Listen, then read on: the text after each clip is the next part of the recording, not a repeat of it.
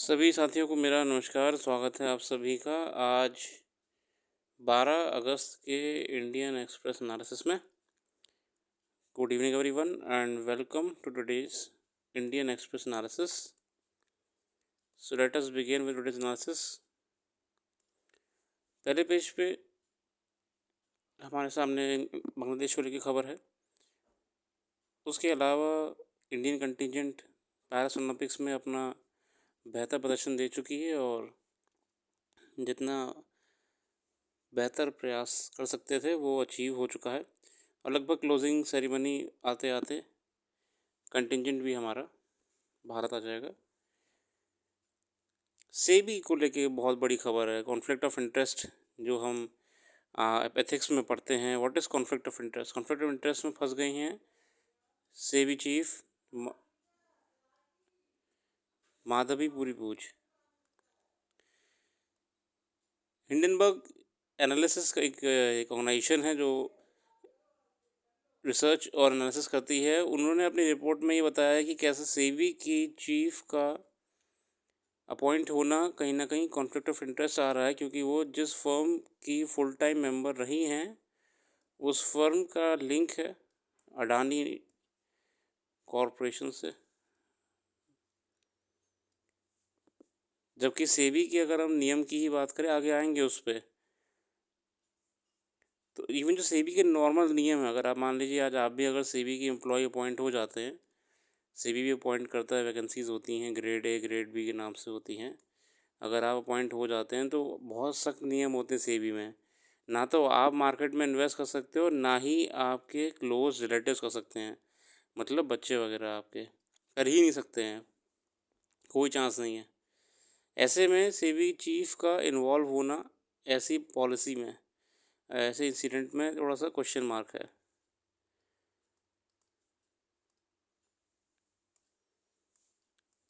आगे बढ़ेंगे यहीं पे हम अपने आर्टिकल्स की ओर।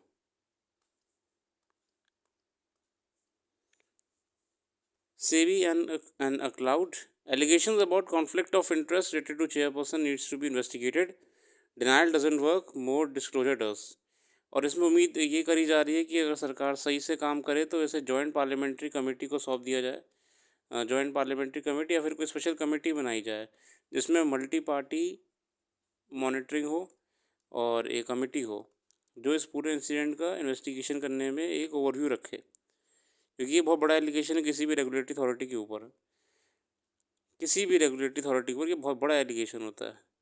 Hindenburg has alleged that Booch and her husband had hidden stakes in the exact same obscure offshore funds, Bermuda and Mauritius funds, found in same complex nested structure used by Vinod Adani. During her tenure as a whole-time member of SEBI, it says Booch was in communication with the managers of the offshore fund and wrote to India Info Line to redeem the units of the fund.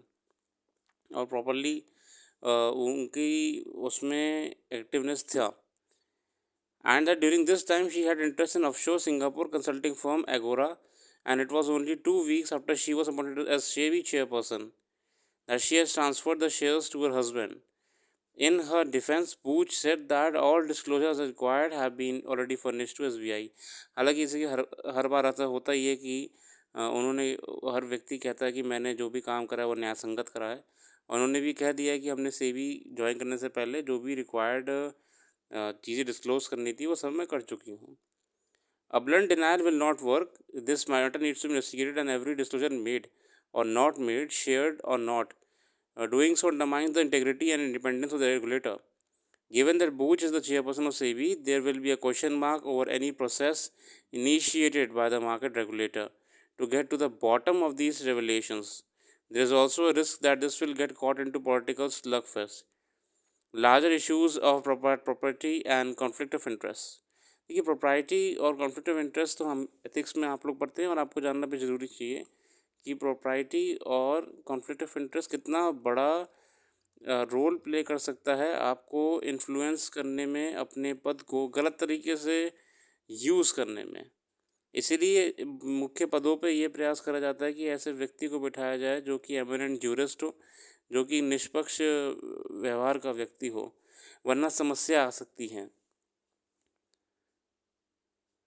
A short seller may play fast and loose. The Indian market, the world's fourth largest market cap, needs to ring fence its regulator with a strong firewall and a higher bar. मतलब कि ज़रूरी है कि हम regulatory authorities को strong रखें और ऐसे चीज़ों से विशेषकर दूर रखने का प्रयास करें. योर आर्टिकल जिस आपका विवेक काटू साहब का अच्छा आर्टिकल है, मगर मुझे ये स्ट्रेट अवे आपकी प्रिपरेशन के हिसाब से बिल्कुल भी ज़रूरी नहीं लगा. इसमें आपको अगर अपना टाइम देना है तो बिल्कुल आप दे सकते हैं. मैंने इसे हाईलाइट भी कर दिया है. मैं इस पर डिस्कशन नहीं करूँगा, वीडियो बहुत लंबी हो जाएगी वरना.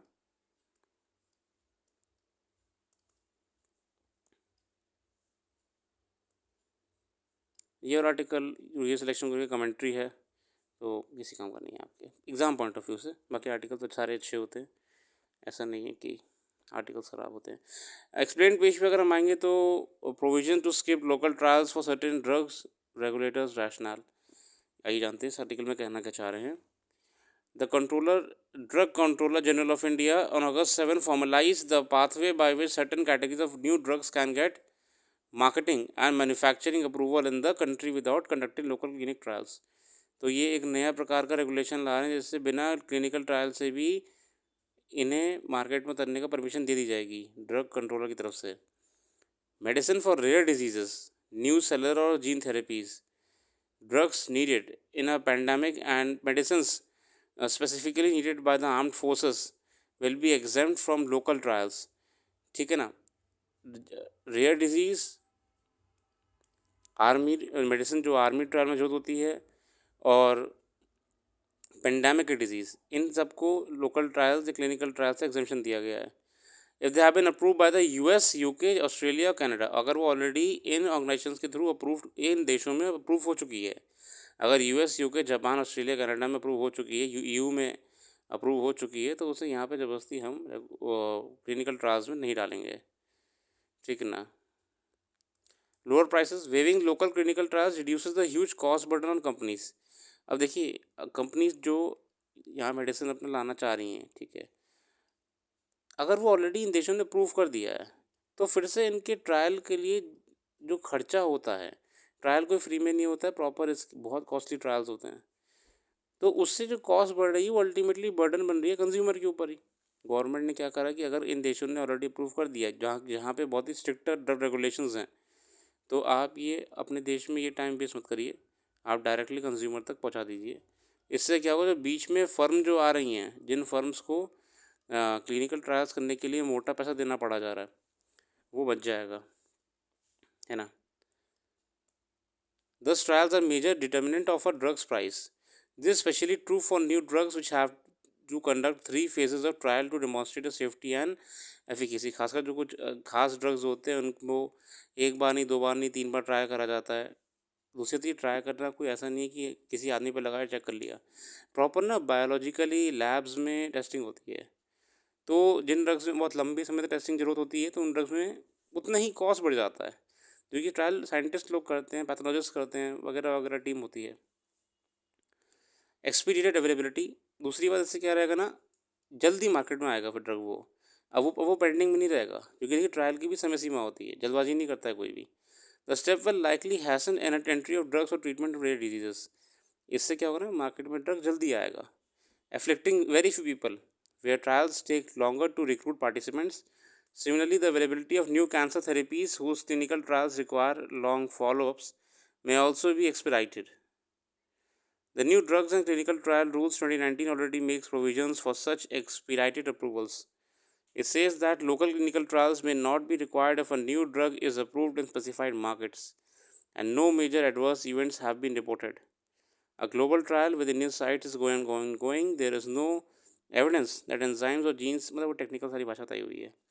आसान भाषा में क्लिनिकल ट्रायल्स में क्या हो रहा था, अगर कोई भी क्लिनिकल ट्रायल करा रहा था तो क्लिनिकल ट्रायल्स को हम नेगेटिव में नहीं लेना चाहिए कि सर ये तो क्लिनिकल ट्रायल्स आपने मना करवा दिए तो इसका मतलब तो क्या कुछ भी हो जाएगा. नहीं, प्रॉपर कैटेगरीज मेंशन कर दी गई हैं, जैसे पेंडेमिक है या कोई मिलिट्री यूज़ पर्पज़ के लिए या रेयर डिजीज़ के लिए. अभी क्या हो रहा था कि मान लीजिए अगर कोई ग्लोबली भी कोई दवाई या मेडिसिन है उसे लाना चाह रहा है देश में या बनाई है, तो इंडिया में लाने से पहले उसे डिफरेंट स्टेजेस ऑफ ट्रायल से गुजरना पड़ेगा। दूसरी बात है, ये ट्रायल्स कोई फ्री में नहीं होते हैं, इन्हें करने के लिए भी प्रॉपर लैब्स होती हैं। उन लैब्स का काम ही यही होता है, और ये लैब्स जो काम करती हैं ये बहुत ही स्टेजेस में होता है, first stage, second stage, third stage, तब जाके ये अपना अप्रूवल देती हैं। अब इस बीच में क्या समस्या आती है? इस बीच समस्या ये आती है कि जितना समय अप्रूवल में लगता है इसमें उतना ही पैसा खर्च हो जाता है और टाइम तो जा ही रहा है। तो गवर्नमेंट ने बहुत अच्छा डिसीजन लिया, और डिसीजन ये लिया कि अगर यूएस, ईयू, यूरोपियन यूनियन, है ना, कनाडा, जापान एट्सेट्रा, अगर ऑलरेडी अप्रूव यहाँ की रेगुलेटरी अथॉरिटीज़ कर चुकी हैं। देखिए, मैं ये नहीं कह रहा हूँ कि जो इन देशों से आ रही है, ठीक है ना, आप ये मत सोचिएगा कि जो इन देशों से आ रही है, नहीं नहीं नहीं नहीं, जो रेगुलेटरी अथॉरिटीज़ अप्रूव कर चुकी हैं, जो वहाँ की गवर्नमेंट ने अप्रूव कर दिया है, उनको हम इस पूरे प्रोसेस को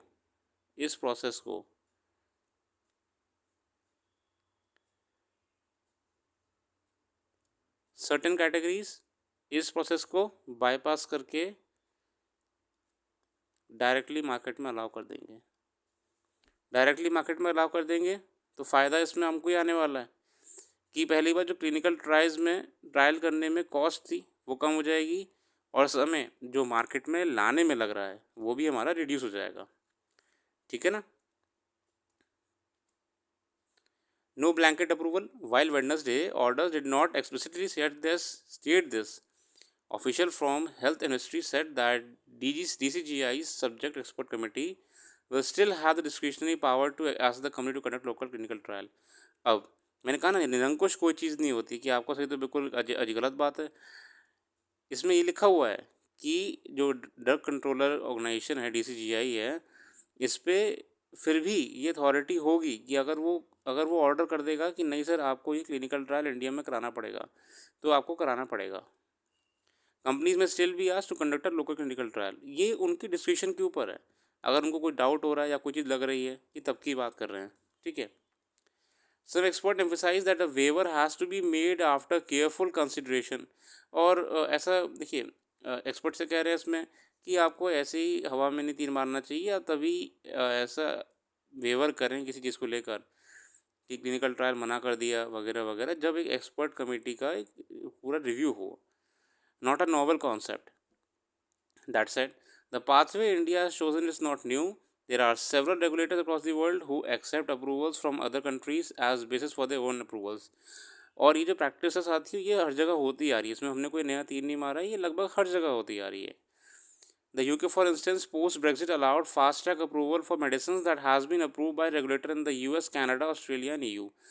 UK में भी आपका ये पहले से ही नियम है कि अगर इन देशों ने अप्रूव कर रखा है किसी मेडिसिन को, तो भैया उसको आने दो, उसमें आप डबल ट्रायल करके टाइम वेस्ट मत करो, है ना। You will not achieve something better, है ना। और फिर भी अगर किसी भी कंट्रोलर ऑर्गेनाइजेशन को लगता है कि नहीं, यह कराना चाहिए, तो इसमें लिखा हुआ है, डिस्क्रिशनरी अथॉरिटी है कि जब भी वो चाहें वो ऐसा कर सकते हैं। Moving on to the next article, it's a geographical article regarding megaquake. The first ever megaquake advisory issued by Japan. What this means? एक 7.1 मैग्नीट्यूड का अर्थक्वेक सदर्न जापान में महसूस हुआ थर्सडे के दिन। The country's meteorological agency issued the first ever megaquake advisory. The warning said that there is a higher than normal likelihood of strong shaking and large tsunamis on the Nankai Trough, a subduction zone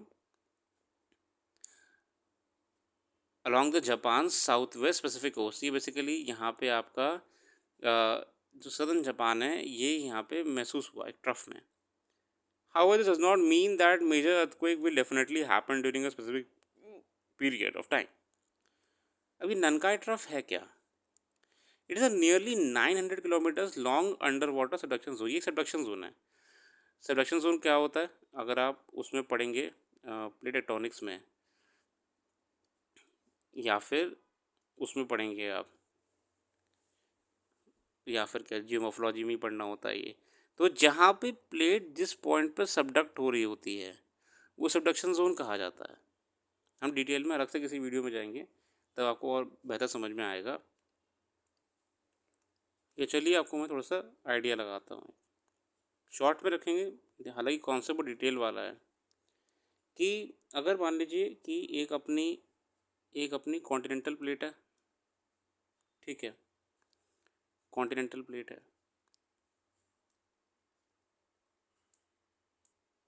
sorry वो pen गड़बड़ हो गया था। अगर दो plates हैं, उनके बीच में मूवमेंट हो रहा है या कन्वर्ज हो रही हैं, इस पॉइंट को अपन कहते हैं यहाँ पे इसे सबडक्शन जोन। क्या होता है ये वो जगह होती है जहाँ पे दो टेक्टोनिक प्लेट कोलाइड करती हैं, ठीक है ना। कोलाइड करा और एक प्लेट जो है वो चली गई नीचे की तरफ, मतलब सबडक्ट जिसे हम कहते हैं, सबडक्ट होना, ठीक है। दूसरे के नीचे की तरफ दोनों टकराई और एक प्लेट वो आपकी सबडक्ट हो गई दबाव के कारण, भारीपन के कारण, डेंसिटी के कारण, ठीक है। ये पूरी प्रक्रिया टेक्टोनिक प्रोसेस में होती रहती है और इसी प्रक्रिया में निर्माण हो जाता है सबडक्शन जोन का, जिस पॉइंट से वो लगभग 30 डिग्री का एंगल एस्टिमेट करा जाता है कि वहाँ से आपका ये नीचे की तरफ जाना शुरू हो जाती है, ठीक है। मोस्टली आप जहाँ पे भी देखोगे इससे आप इसके बारे में आपको जानने को मिलेगा कॉन्टिनेंटल और ओशियानिक प्लेट के बीच में, क्योंकि ये तब पॉसिबल है जब दोनों प्लेट्स की tectonic activities, tectonic sorry density sorry different होती है।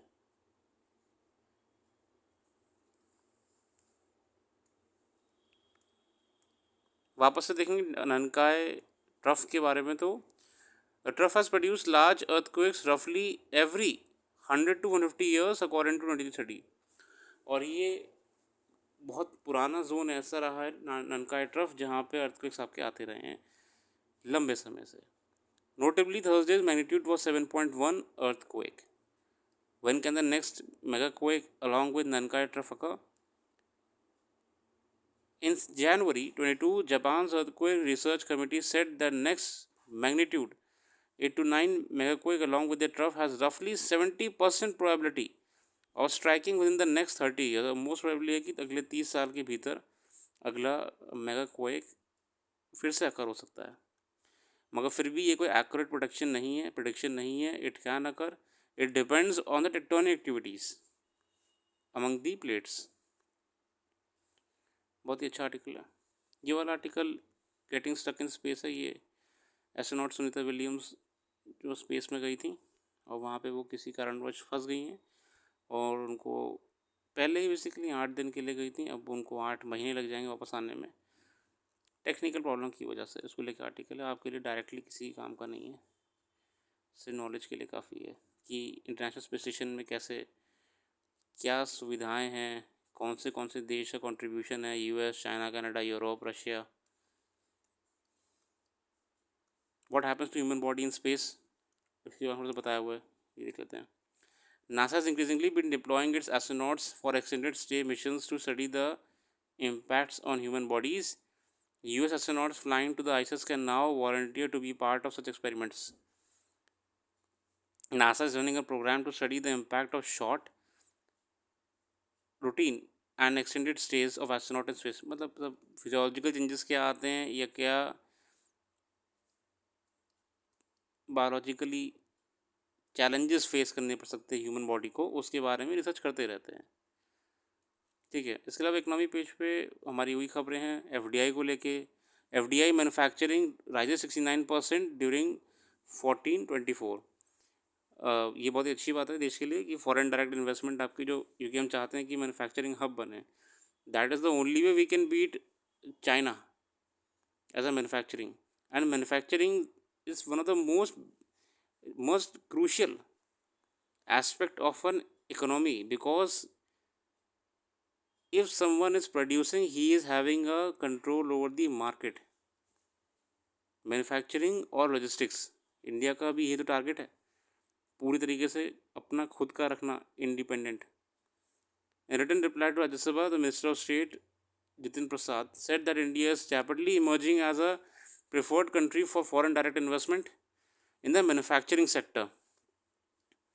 $383.50 billion total FDI inflow reported to in the country have during the past 5 financial years. Replying to a separate question, Prasada said that the initiatives taken by the government have led to decline in dependency on imports in several sectors including mobiles. और ये data आपके सामने कैसे increase हुआ है 2014 4-14 के बीच में और 14-24 के बीच में 165.1 बिलियन आपका मैन्युफैक्चरिंग तो भारत सरकार का मिशन है ही, मेक इन इंडिया के नाम से, मेड इन इंडिया के नाम से. EV makers oppose UP hybrid registration waiver roll back of scheme unlikely. हाँ, इस पर हम आएंगे भी, आगे आर्टिकल इस पर आने वाले. उत्तर प्रदेश गवर्नमेंट थोड़ा सा ऑटोमोबाइल सेक्टर को लेकर कंट्रोवर्सी में आ चुकी है. अभी इतना इंपॉर्टेंट नहीं है, अभी इसको आप सिर्फ निगाह मार सकते हैं. देखिए, सारे आर्टिकल अगर आप पढ़ने लगेंगे तो फिर अखबार तो ख़त्म कभी नहीं होगा आपका. ठीक है, इसलिए सिलेक्ट करा करिए कि कौन से आर्टिकल्स पढ़ने हैं, कौन से नहीं पढ़ने हैं. बाकी आज के लिए रखते हैं, और जो भी करंट अफेयर्स यहाँ पे डिस्कस नहीं कर पाए हैं वो वेबसाइट पर डाल देंगे. वेबसाइट का लिंक डिस्क्रिप्शन में मौजूद है. आज के क्विक एनालिसिस में रखते हैं. Thanks for giving your precious time and have a very very nice day.